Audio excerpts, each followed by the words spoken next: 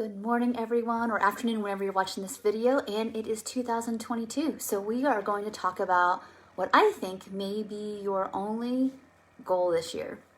So let's go ahead and get started. My name is Tracy Brown. I'm a teen nutrition therapist and I guess trauma-informed nervous system health expert. And I never know what to call what I do, but anyway, I'm a dietitian. I do trauma-informed care in terms of like food, health, nervous system health regulation, movement, getting you out of fight, flight, freeze, or please, and helping you learn how to connect with yourself and others in a way that feels congruent with your values. So that's what we work on here. All right, so I've been thinking, I had a break week last week, so you didn't see me live, and I was just kind of spending time with family and keeping it really, really, really simple. And even though it was busy, it reminded me of like why we're doing all this work. And oftentimes people think if you slow down, if you feel feelings, if you learn how to eat and move in a way that's congruent with values. And most people I talk to, they don't have values that are congruent with diet culture at all. I mean, let's just talk about values real quick. Is that diet culture teaches values of your looks are your value and your worth. It teaches that you have to be thin to be healthy. It teaches that you need to compete and compare with other people. And it teaches that you constantly are doing it wrong. And if you don't do what some authority says, something bad's going to happen to you. That's what diet culture teaches. Those are the values of diet culture. And it keeps you very programmed, to be honest. So the work we do here talks a lot about like we really, really have to work on all of the barriers to being able to be embodied. And, you know, one of them is going to be kind of focusing on the wrong stuff. We often focus on, when we're coming out of diet culture, when we're recovering from an eating disorder, we think, okay, if I just put more mental effort into following my meal plan perfectly, or never binging, or like doing intuitive eating right, we come at all these good things from a diet culture mindset and a lens, and we can't do that. We actually have to come at it in a nervous system health regulation kind of way. And what that looks like is if your brain is spinning, if you're feeling guilt, if you're feeling you have to eat to fight off future restriction, or just eat all the foods out of rebellion, or you're really shut down and you're just eating just because somebody told you to, and you know you're used to that because of treatment or whatever, that's just not going to work. Those aren't goals or anything they're going to stick. And so the way we do things around here is to really, really help people get clear about their values. We help them also recognize what's happening in your state right now. If you're in fight, flight, freeze, or please, the likelihood of you eating from accurate signals of hunger and fullness is pretty low, because in those nervous system health states, your body is just physically, this is not any psychology here, this is you're physiologically not in a place of digestion, of healing. You're in a place of like, I'm bracing to survive. And so those signals are just gonna not be accurate. You know, you can survive your whole life and eat in that kind of way, but it's never going to there's not going to ever feel any ease. And so what if your only goal, and we're going to talk a lot about this week, and I have a series planned about each week we're going to go through all the nervous system health states, how they impact your food, how they impact your relationship with your food, your body, yourself, and other people. It's very, very important, because we often are in relationship with people and ourselves in a place of threat. And that's why we don't feel connected, because our nervous systems are always doing this dance of, is it safe to connect, or do I need to protect? And if you're in protect mode, it's going to be really hard for you to eat normatively. That's just the physiologic reality. So we're going to work a lot on that pretty much most of the winter. We're going to talk about that. I want you all to have a focus and get out of the scroll of looking for the right program and expert, and really just get to the heart of like, what is tripping you up in your own ability to eat normatively. period. And there's a lot of nuance. That's why it's going to probably take us through February to do all that. And I'm down for that. I want you guys to have a sense of how to learn how to feed yourself, even though there's lots of resources out there, but they may not all be right for your situation. And so that's what we're going to get first, get really down to the basics of like regulation, learning how to like know what you're feeling, identify what you're feeling, respond to that in a healthy and respectful way. And then you can problem solve, like how you're going to get dinner on the table, 7 days a week kind of thing. It's like you kind of have to work up the ladder of how things work. All right, so let's go back. If nervous system health regulation is your only goal this year, let's say, what does that look like? Okay, and so the benefits of doing this, doing recovery this way, are that you're going to have more accurate signals of hunger and fullness. You're going to learn how to differentiate different physiologic signals from the sensations of your emotions. You're going to learn like why you overfunction, why you maybe underfunction, why certain things after years, if not decades, of trying to figure out still trigger you. You're going to be able to understand that like the way we see ourselves and our bodies have a bunch of different factors. One of them being, if I feel so filled up with like unprocessed body memory, which is like basically trauma memory, I'm really likely to get re-triggered into like not believing in yourself and following what the culture is doing. But you're just more likely to be overwhelmed by just the daily normal stressors of life. And that doesn't have to be that way. What else? So movement and health concerns and whether or not to take certain vitamins or whatever. These decisions come from a place of like, I'm connected and I can take in the information and leave the rest and not worry about what maybe everybody else says. That's what's in your capacity to do from a place of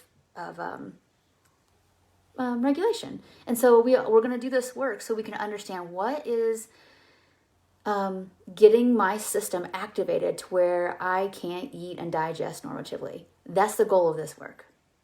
That's what we're trying to figure out here. So what does that look like for you on a practical level? For most people, it's always going to start with yield. Can you slow down?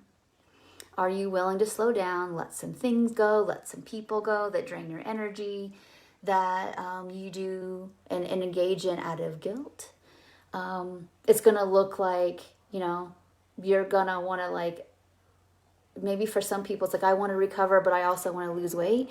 Maybe you're going to have to put that aside and make this really just about healing your body, healing your nervous system, so that your body doesn't feel in threat. It's not going to lose weight anyway. Even if you're naturally meant to, it probably won't happen, honestly, if you're in fight, flight, freeze, or please anyway. That's just those are states of threat. If your body is in too much threat, you're probably going to either muscle catabolize or hold on to everything because there's a threat of like extinction anyway. So you might as well let it go. And what else can I mention? So those are some things you can start off with today, is slowing down. And notice, like when you're walking around, this is how I learned 10 years ago. I started just noticing how I walked around my house. I just noticed how I did things. And if things felt foggy, or I was rushing around my house, like there was a deadline to get the clothes from the washer to the dryer, or I was trying to do too many things at one time as I was making dinner, I just started to notice those things and how it felt. And obviously most of the time it doesn't feel good to always run around like your pants are on fire, or it doesn't feel good to try to get a task done. And it takes you, it could only take you really, if you slow down and you are more present and not fuzzed or checked out, it might only take you 20 minutes, but it feels like it's taking you 2 weeks to get done. Where is that? What is happening? Then the next step would be like, okay, now that I notice I'm either too revved up or I'm too checked out, and it's impacting my food, it's impacting my connection with myself and others. Okay, so now what does my system need? And that's what we'll talk about in the next video. So I do hope you show up for our next video. I do plan on doing, I would say this week, Wednesday is going to be the day. So I have to look every week these days now, like will I have space before the day gets going? And I would say, yeah, same time on Wednesday, a little earlier maybe, that we'll talk about, okay, now that I notice that maybe I'm revved up or I'm kind of checked out, what am I willing to give my system to be more here? Because that is the start of your normative eating. You know, it's one, again, cognitive information. I always repeat this. It's not that it's trash and you should stop reading books and listening to podcasts to learn about non-diet living. It's that, you know, it's one of those things that it only goes so far, right? You can't like really cognitively tell your body that you're not in threat if your body feels like it's in threat. So we want to use both approaches, top down and bottom up. Okay. And I've got a viewer here, and I'd like to just address that. So this person says, I like to have a passive attitude during the day. I'm not really sure if passive means peaceful and connected, and able to make decisions from that place, and it feels really, good and connected and flourishing and nourishing and all that, or if that feels a little checked out. But if that's the opposite, meaning like I kind of like to do my day checked out, and this person says then, okay, so passive is different than connected. Passive, the definition, if I think about the dictionary, it's going to look at like you don't really have any authority or any say. It's probably not where we want to totally live our lives, because I want to have say, like, oh, I have a meeting at noon, so I need to be kind of thinking about how much I eat for breakfast so that I, make sure I don't get too raging hungry before that kind of thing. So, okay, so this person says, like, I'm not checked out. That's amazing. That would be called ventral vagal, where you're calm and you're connected and things, you might have some stressors, but you're managing it well. Meaning you have resources and tools and you use them and you ride the waves. Checked out would be like things are happening around you and you're not fully participating in it.